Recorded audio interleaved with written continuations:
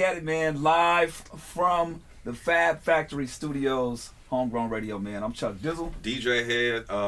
Listen, first and foremost, before we get to it, shout out to our homegrown team. Shout out to the fam, Sparkle, Lupe, Alex, Silas, Visuals by PB, and of course, Fab Factory Studios for giving us a new home. Absolutely, man. A lot of people have been wondering what's been going on. We put a post up. It's been a lot of shit going on. It's a lot. But let's get to the top of the list. What's at the top? You posting that you no longer employed. Let's put it like that. I'm unemployed. Huh? I'm unemployed. I got the text message a couple of days before this was happening. You said, "Yo, you got to figure this out after Friday." What's been going on, man? Because the people want to know. I just want you to kind of just address the elephant in the room, man. What's been going on with DJ Head and your employment status? So I decided to just bet on myself, really. I mean, like I said in the thing, it was contractual differences that we was going through with the radio station, and I was going through. You still at the radio station? Mm-hmm. I got a job. But anyway, leave. Yeah, but anyway, contractual differences, and it was just I wanted to go in a certain direction, and we just couldn't make it work. So I decided to bet on myself, take it, and take homegrown independent the way we always been doing it. Absolutely. And then also doing my own thing. My Twitch is booming. Shout out to everybody that's been subscribing to the Twitch. About to get the YouTube going. A lot of new now. It's like a new DJ Head. Right. Like I feel like I'm born again, and I got I can't take away my wholeness though. You ever heard of that? Like your what? You ever heard of that?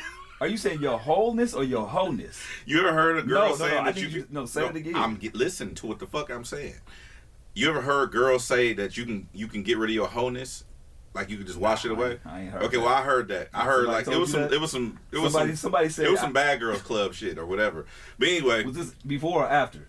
After what? You tell me. What are you talking about? You tell me. Did they say they can take away their wholeness before or after? I feel born again. All right. You know what I'm saying? So you taking back your wholeness? Is that what you're saying? Let's just cut to the chase. Shut the fuck up. You were being holed out? Is that what you're saying? I'm not talking about that. Okay.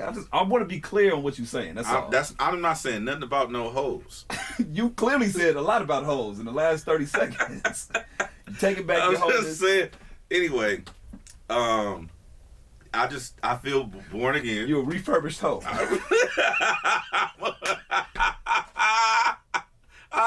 Let's just cut to the chase. I'm a refurbished. Yeah, thank y'all for coming. That's probably the most disrespectful shit somebody's ever said to me. Outside of my mom telling me that she tried to abort me, that's the most fucked up shit somebody ever said to me. Hey, chalk one up for Chuck Dizzle. Hey, so I'm a refurbished hoe. I just want to be clear on what you're saying. You feeling like you're whole again? Yes. No, I feel like I'm born again. Gotcha. It's a lot of new content coming from DJ Head. Okay. And you felt like at one point you were hitting a ceiling, like you couldn't do that with the current status that you were at. Yeah, kind of. But I also think that it's just sometimes you gotta just. What did Nip say? Sometimes you just gotta get ugly and get to it. Oh yeah, get the braids fuzzy. You know what I'm saying? Well, I don't know nothing about fuzzy braids. Clearly you don't. But the same kind of thing. I think the one thing that we can kind of see from this too, man, like if you look at, and you can correct me if I'm wrong. We obviously don't know the ins and outs of the situation, but it's kind of very similar in my opinion of, Kendrick leaving TDE, right? Yeah. It's who you started with. It's who you started with. It's who you built bonds with. Yeah. But it's no bad blood as far as moving apart. Nah, we all good. Shout out to everybody over there again.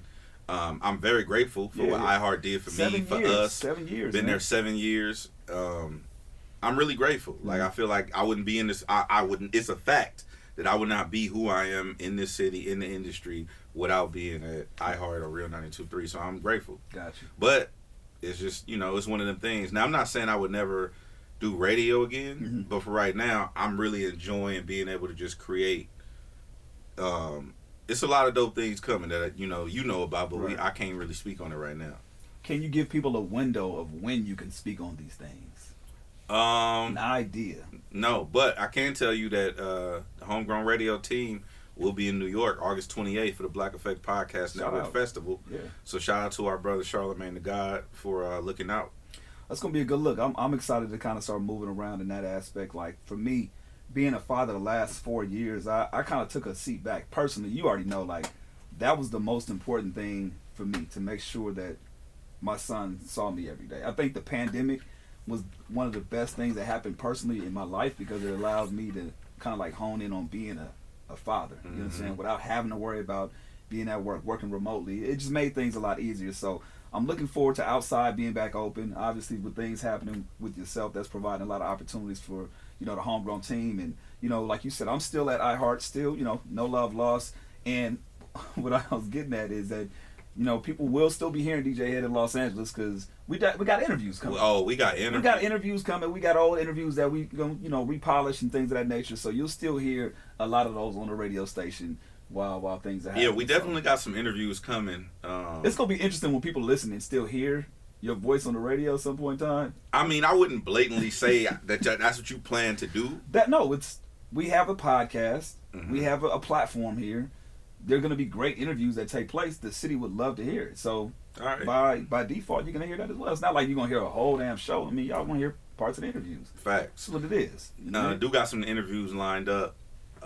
Lots of special guests we bringing through. Let's do this. Who are you looking forward to speaking with? Let's kind of make, since we're doing one thing, I kind of want to set the tone with while we have the new platform, the new building. Again, shout out to Fab Factory Studios for allowing us to be in this dope ass space. But one thing I feel like we haven't been intentional with the last couple times, like we started off in the apartment. Well, started off in Long Beach State, then went to the apartment, then Signal Hill, then Market Street, then iHeart. Now we are here, right? But I think we should be a little more intentional of documenting the process this go around, and just kind of see, because we always look back and be like, damn, it's crazy how all these things happen, right? From the stage at iHeart, right? From, you know, people pulling up back at the apartment back in the day, right? So let's be intentional with things that we set out and want to do. What as of right now, with everything said and done, what would you like to see? Who would you like to see come on the podcast? Who would you like to talk to? Oof. What conversations could we try to hope to put out there? Just honestly, so people can see? Now that I'm kind of, I don't want to say like now that I'm free, but now that I feel like I'm kind of untethered, where I don't necessarily have to worry about politics. I don't have to necessarily worry about, you know, things being appetizing to a radio audience. I want to do some of everything. Like, I want to talk to athletes. I really want to talk to, I shout out to Aaron McDonald. Okay. From the Super Bowl champs. You gotta say that. Gotta put some respect on his Super Bowl champion, Los Angeles Rams. I want to have him on the show. I told him that to his face. I was at the red carpet event for Netflix, and I saw him there, and I just shot my shot. Like, hey, and he was like, yo, my wife handled all of my shit. I talked to his wife. I felt really weird. He gave you his wife's number? No. He was like, yeah, my wife handled. She was like, yeah, take my info. So I'm getting Aaron McDonald's wife's number while he's standing right there, right? And I know PB gonna make a clip out of that. Me just saying that part right there. I got Aaron McDonald's wife's number. I got Aaron McDonald's wife's number while he's standing right there. Oh. And I was like, what the fuck is happening? Yeah. You know what I'm saying? But it was business, but it just kind of weird. Imagine like your wife is a chef. Yeah. And it's some dude just pull up with a backwards hat on, like, yeah, what's up? And he just getting your wife's number in front of you. It's just like, what the fuck? Like, as a man, I just felt weird, but it was like cool because she handles all his bookings. And he was the one that kind of gave the option. Yeah, he threw the so. It's Aaron Donald. You said McDonald like 3 times. Oh shit. Yeah. Shout out to PB for giving us the edit on us. Look, we ain't cutting none of that shit. What's his name? That Eric so what? Good. Aaron Donald. Aaron Donald. I don't know why I threw the Mick on it. You know what I was... No. I'm going to tell you some real shit. Why'd you put the Mick on there? I'm hungry. We've been setting up for a long time. So we sit here trying to figure it out. And yeah, so you hungry, your stomach rumbling. I'm hungry. It was the stomach that said My apologies, Aaron Donald. You know what I'm saying? I said Aaron McDonald. I want a large fry. I'm gonna keep it a buck with you. I want a large fry, an apple pie, and a burger. I'm being all the way 100 with you. 1,000 right. But anyway, so I'm looking forward to having athletes on the podcast. I'm also looking forward to having Game on the show. Really? Okay. Yeah, shout out to Game. He's got a new album coming out. Yes. He just dropped the artwork and all that for it. And why not? I want to have K-Dot on the show. That'll be interesting too. I really want to have K-Dot on the show because I think it'll just be a full circle moment. That's exactly what I was gonna say. You know, from starting off and having him at the apartment, actually having him come to Long Beach State, then having him come to the apartment. I think it's just it's time. He's back outside. You know, he's like in the beginning of his album. He said he's been going through something. I think we would have a fire ass conversation. Yeah, and then also when I talked to him about what Boogie said as far as them having a similar album temperament. He knew. Yeah, right. What his thoughts hey, were. so hey Kendrick, did you know that you was ripping Buddy shit off? I mean, not Buddy. I'm mixing everybody's shit up. Yeah, I don't know. Did you know that you was ripping off Boogie? Listen, bro. Oh, you know who I want to have on the show too? Ella May. Okay. I really want to have Ella May on the show because, I mean, you know, you just want the visual. She not. It's not a bad thing to look at Ella May. I'm not mad. You know what I'm saying? As a married man, right? How do you feel about aesthetically pleasing women on the show? I think it'd be great for the podcast. Because it'll balance this shit out. You know what I'm saying? It'll definitely balance. We got the face for radio. You know what I'm saying? But I think you're on the right lines with athletes and just kind of mixing it up. Have actors definitely want to have directors. I want to have Calmatic on the show. Hey, Calmatic, why haven't you been on the show? It's cool. He got some shit coming. Nah, damn that. He got a lot of shit going. Yeah, he got some shit coming, and I'd rather wait. I want Jack Harlow on the show, bruh. Okay, so we'll toss the question to the audience as well. Who would you love to see on Homegrown? Let us know in the comments. I don't think we've ever really done that. And we never done that. So tell us in the comments. We never really gave a fuck what y'all wanted. We just been building. We just been building. Hey. You know what I'm saying? Like low key, we haven't taken y'all into consideration at all. We be switching videographers. we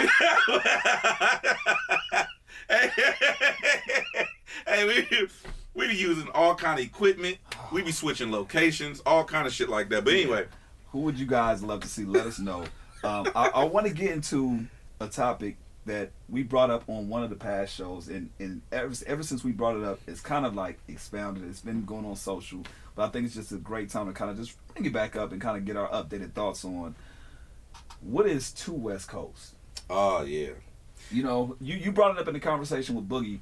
No, Jason Cash. It was Jason Cash. You're right. See, I'm doing this. Okay, you brought it up with Jason Cash, and I want to know why you brought it up. What was the thing that kicked it off? What was the reasoning behind it? Do you remember? It was because it's a conversation I always hear. I go to a lot of studio sessions, and I'm in the studio with a lot of A&Rs, a lot of label reps, a lot of suits, promotional people, stuff like that, PRs, all kind of shit. And I always hear this term thrown around like, oh, this is Two West Coast or this is Two LA. And it would be local. In LA. And it's kind of offensive to me. Crazy. Because you don't hear that same energy when you go to other places. I never heard nobody say Busta Rhymes is Two East Coast. Right. I never heard nobody say that before. Yeah. I feel like that's something that's only, we're the ones that we're only branded with that. Nobody else gets branded with that type of energy. You never hear nobody say T.I. is Two Atlanta or Two South. Is it more offensive? Atlanta is the East Coast, by the way. Don't do that. I just want to. I mean, not Atlanta, Georgia. Georgia's the East Coast. Well, Atlanta isn't Georgia. Okay, either way. It is. That's a whole. It touches the Atlantic Ocean. Is it more offensive when it's brought up or that conversation happens in LA or it's told to LA artists specifically? No, it's only reason why I brought that up. I'm sorry to cut you off. Answer the question. I'll tell you why I brought that up. It's usually brought up in a situation where they're trying to describe the music, and I really just think me and Silas talked about this shit. We really just think it's laziness. Like people in these buildings and these offices would just say, "Oh, that's to this," so that way they don't have to figure out a way to sell it. Got it. It's like, no, my nigga. What was Tupac? What was Dr. Dre? They just did the Super Bowl. Right. Dr. Dre, Snoop Dogg, Kendrick Lamar, they were crip walking on the fucking Super Bowl. That's the truth. That's culture. Yeah. That's not like, oh, this shit is front and center. Shout out to Thick 50. He was at the Super Bowl too. Who'd you call him? Thick 50. Thick 50? You said it under your breath, so I wanted to make sure that I heard correctly. Yeah, it was 50. Yeah, shout out to Thick 50. I fuck with 50 Cent. I like it. Yeah, you don't want the problems with 50. No, I don't want no smoke. 50 is petty. I don't want no smoke. So say it again in that camera right there. I'm looking at my camera. Say it one more time. I don't want no smoke. No, what'd you call him though? Thick 50. All right. The reason why I brought that up because I was thinking of a time when I saw the headline, saw the conversation going on, which I think is absolutely right. But I'm like, when is the last time we heard something to whatever? And I do remember when Andre 3000 of Outkast, this is years ago at the Source Awards, was just talking about, you know, the South has something to say. Mm-hmm. And before the South kind of had their run, they were kind of being held out a long time for being too Southern for the most part. So like that's the last time I really remember hearing it. Other than that, I don't really, can't really reference it for somebody else saying that like that. Yeah, I don't remember any other. I could be wrong. No, I don't remember any other references in the comments and let us know. But I do know, like, you'll hear like certain people pay homage, or when in terms of hip hop, they say that's too boom bap. Oh, it's too backpack or too backpack, too that sort. Too ratchet. But it's never a region. It's never a regional thing. Mm-mm. I've never even heard nobody say that anybody from the Bay was too West Coast. I heard people say, "Oh, that's too Bay Area, like it's too this or whatever." But anyway, I don't like that stigma that's put on us like that. Like I don't like that we're the only ones who gets charged with those kind of crimes. I agree. That shit is whack to me. But I am anxious to see what this because this conversation has spread. Yeah. And now people are talking about it. Shout out to Jason Cash. I talked to him today. And he was telling me, people are having conversations now about this topic. It's like, because you also don't hear people say Kendrick is too West Coast. Not at all. You never hear nobody say Reason or Boogie is too West Coast. You never hear that. It's only a certain style of music or a certain production that you hear. But even though, I remember I was talking to Glasses about this, G Malone, and he was like, people typecast Roddy as, oh, he's a South-sounding artist, right? And he said, Roddy Ricch is just as L.A. as anybody else. And he was like, what you mean? And they were like, what you mean? He's like, is Roddy not say he from Compton? Does Roddy not wear Dickie suits and say cuz? How does Roddy Ricch spell his name? Does Roddy not wear Dickie suits and say cuz? Like, that's culture. Yeah. So it's kind of like, I don't know. I'm just not with all of that shit. I don't like that. That's only for us. Are you tired of the conversation, or are you all for the conversation if it provides, if it's added value to it? Because there's a couple of conversations I feel like happen all the time, and it's like we can get rah-rah about it, but what are we doing after that? What's the solution, or what's gonna happen after the fact? What's the action? What's the action?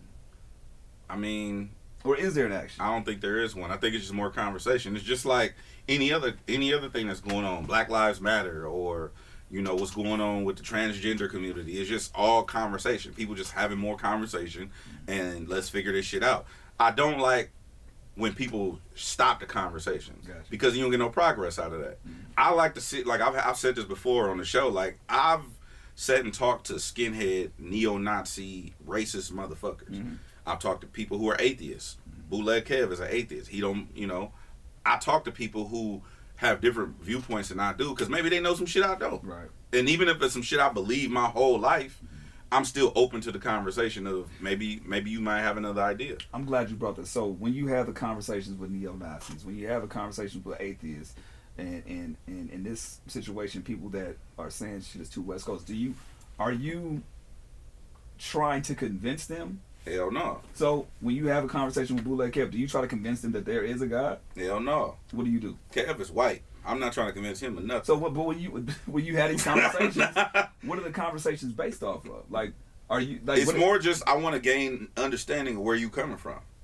I just want to know where you coming from. Like, you a dad. I don't know what it's like to be a dad. Right. So I would listen to you from your experience of being a dad. Yeah. So same thing. If you was racist and you hate niggers, I would talk to you about why you hate them niggas. But it's a difference though. It's a difference because being a dad, it's like, okay, that's a lifestyle thing. That's something that you may be one day.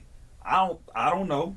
Could be wrong, but when you say you talk to somebody that's an atheist, what do you gain from that conversation? I just want to know where they're coming from. It ain't that I'm trying to convert myself. I just want to know where you coming from. Tell me why you hating it. You might have a valid reason. It's some niggas I don't like. You know what I'm saying? But like, would that make you not like them either? What, the niggas I don't like? What you mean? I guess when the conversation's brought up, you say you might have there's a reason when they bring it up, right? Do you agree with them, or is it? I guess I'm trying to figure out what the purpose. What the purpose is. It's just to see where somebody else is coming from. But it's to gain greater understanding. Because, like, I'll give you an example. It's certain people who are atheists who I've gotten certain understandings from, like as to why they feel that way. It might be science. It might be their belief system, them growing up, because that's a whole nother lifestyle. Gotcha. Just like somebody being in Catholicism or Christianity. Atheism is a thing, right? So just like somebody who's gay, we had DJ Leslie on the show, right? Of course, right? I'll talk to Jason Lee. I'll talk to like a bunch of different people who are homosexual. I can never relate to that, but I still want to know, like, damn, like, what make you think that that's good? Because I like what women like. I mean, I like women shit, and the dude, well, women parts, and to my gay homies, they like that. They're repulsed by it. Like, oh, I could never. And I'm like, really? Yeah. Like, what? I want to know what you know, because you might know some shit I don't know. You know what I'm saying? What if they put you on game? Hey. You know what I'm saying? All right. That's when you say West Coast. Nah. That's not what I say West Coast. I'm just saying, I always just keep an open mind when I have a conversation with anybody. I want to know some shit that I didn't already know going into the conversation. Okay. Now, maybe you can provide that, maybe you can't. Yeah, right. But it's still about the conversation. It's still about the conversation. And I'm a seeker of knowledge. I like books. I like podcasts. Certain things I learn from people. Like, I'll listen to, what's the dude's name? I forgot the dude's name, but I'm not a fan of his. But I listen to his shit because maybe I can gain an understanding as to why people listen to his shit. I forgot the dude's name. He's a podcaster. Joe Rogan? Nah, not Joe. It ain't nobody popular. Okay, yeah. Got it. I just think it's important to kind of understand why, because again, these conversations come up, and it's either I'm having a flood of different emotions and thoughts, because another thing that comes to my head is when people come to LA and trash the food or trash what LA's about. Yeah. It's like, I get tired of the conversations, but if out of that conversation you get put on a spot or you get put on to something that's new, then it's great. If you just still bashing the city or bashing the scene or bashing the food, it's like, what's the point in continuing to do that? So I'm just kind of navigating through the conversation, how it happens each way. Alcohol. Right. I never drank. I was never a drinker, right? I can't relate. You had a sip. Well, no, I'm saying I was never a drinker. Gotcha. But what I'm saying is, you could probably have a conversation with somebody and be like, "Oh, I understand why you drink like this," but you could relate to that. But you can also have a conversation with me and understand why I don't drink. Right. It's just a duality of having different perspectives, and I think that's what's missing in society and in the culture, is because everything's so one-sided. Everybody got this mob mentality. It's like, oh, let's cancel this person, and everybody pile on the cancel shit.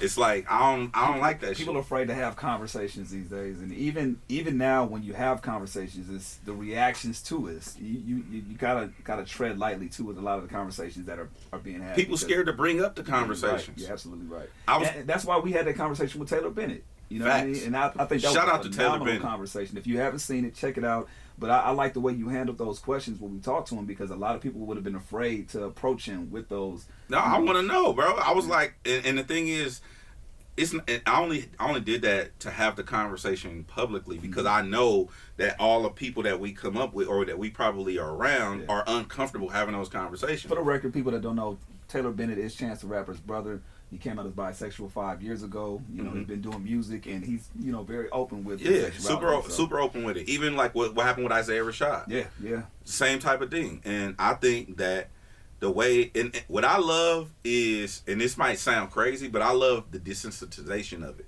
Like, I love one more time. Desensitization. The what? Desensitization. I don't know how you just got a list just now, but you got one. Desensitization. All right. Did I say it right? One more time for the hood. Let's slow it down, PB. Desensitization. There we go. All right. Now you say it. Desensitization. Yeah, you bitch ass. I got it. No, you didn't. I got it. No, that shit sounds. Desensitization. Yeah. Goddamn. See? We both got a clip. Stupid ass. Fucking try to get me. So you like the what? Nigga, listen to Gracie's Corner. That's what you need to do. You know what I'm saying? Hey, Gracie's Corner is bang, by the way. Gracie's Corner. Slap. That shit slap. They need to do it. You know, they need to get all the rappers out right now and figure out how to do a remix of each song. Facts. Roddy. The first rapper to collab with Gracie's Corner is going platinum. I guarantee you. Let them know who told you first here, okay? That shit slaps. Anyway, I like the desensitization. There we go. Okay. Come on. What's going on, because it's kind of like we're desensitized as a society and as a culture. Right. Like if you see certain things happen, somebody can get in a bad car accident. I seen a car accident happen right in front of me in an intersection. T-bone. Crazy, right? And people just I drive right around that shit. Then I hopped out to run over and see if the dude was okay, like at least, cause like what if he's not okay? Like I mean, somebody else. So you just I'm looking. I'm gonna be nosy. I'm not gonna lie. I'm gonna be nosy and see. And you gonna keep it pushing. I'm gonna see two things. I'm gonna see if I can really see that somebody's like hurt. I'm gonna pull over. But if I see somebody else is doing what you do, that pulled over, got their phone out, okay, somebody else got it. He cool or she cool. That's just me. But if I see somebody's hurting and everybody else is driving, well, cool, I'm gonna get out. But so you wait for other people to. It depends on how far the accident is. If I'm the first one that sees it, then I might jump out and help. But if I see an accident and there's other people, no, you saw the accident happen. I can see the accident happen and still people will be in front of me. You know what I mean? No, you at the light. You're the first car. There's still other people that may react faster than me. Is what I'm saying. And if somebody, but are you taking your time so that other people do react faster than you? We just gotta see what happens. See, in the moment. you a bitch ass nigga. That's what happens in the moment. Anyway, when shit like that happens, I feel like we are so like people pull their phone out to record before they pull their phone out to call an ambulance. That's true. And it's just like, bro, like this shit is crazy. Mm-hmm. And so the flip side to that is I do like that when shit happened with Isaiah Rashad, people care, but not like that. Like it wasn't like it was like oh my, like it was a oh my god. It was a shocking moment, but it's like nobody was trying to like not support his music. Right. It's like, bro. So that's what I told Taylor Bennett. No, nobody cares, bro. And the only problem that I have with what's going on in general is it's like over sensationalized in certain way. I seen people I got some hate tweets because I gave props to Saucy Santana. Saucy Santana makes slaps. I'm talking about this. The music is like the music is fire. Okay, I don't give a fuck what he identifies as or what he's doing or whatever the fuck is. This shit hard. Got you. You know what I'm saying? So it's like the same thing I told Taylor Bennett. Do the music slap? Right. The music don't slap. We ain't got a conversation. Yeah, it's like I don't give a fuck about none of that shit. So what's dope is I'm starting to see people just not give a fuck. Mm-hmm. But then there's still a lot of people who haven't caught up, and that's okay. Yeah. It's whatever. I think that there's room for a lot of conversations to be had. So I mean, in that same vein, it's like making sure that we have the platform open for people to come on and speak their piece as well. I'm looking forward to having a lot of those conversations too. People that people wouldn't think that we would have on the show. I'm looking forward to having those conversations. Me too. I want to have. Oh, I got a shout out to Andrew Schultz. Oh, amazing! I got a shout out to my boy Schultzy. That special was fire. I haven't seen it. You saw it? You got it? Oh yeah. Oh yeah. Another person who betted on himself. Yes. He had it behind a paywall at one point, or was in conversations of having it on. He was gonna have it on the streaming service, yeah, and then the streaming service told him that he had to edit out some of the jokes, and he's like, no, like, and they're like, well, we're not gonna do it. So he went and basically cleaned out his savings account, bought his special back from the streamer, and put it up for sale, and on his own website.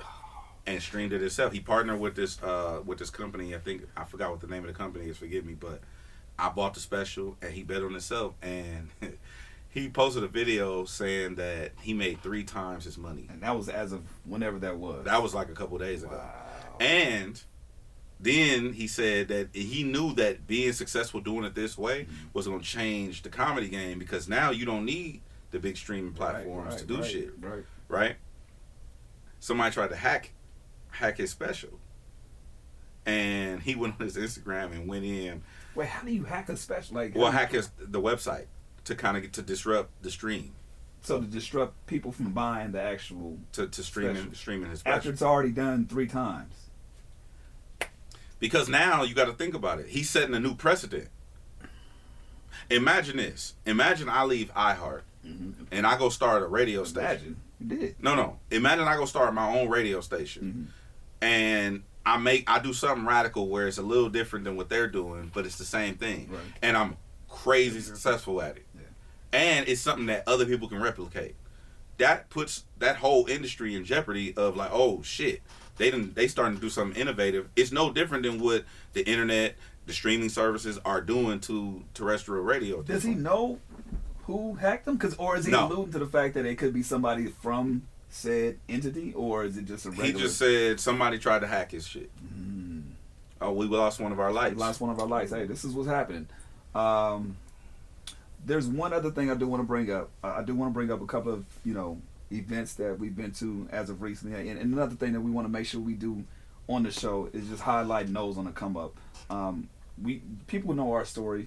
We didn't have it easy. We made our own way and made shit work out. So for us, I want to make sure that we still provide that platform and showcasing the people that are coming up. Not just the talent, but the voices out here, the people that are doing amazing things. So I want to definitely give some props to our homegirl, Chrissy B. Shout out to Chrissy B. 6th annual music and media event we went out to the other day, man. Amazing experience. She's been through so many things throughout the last couple of years. So I'm just glad to see her get her shine, had a city behind her.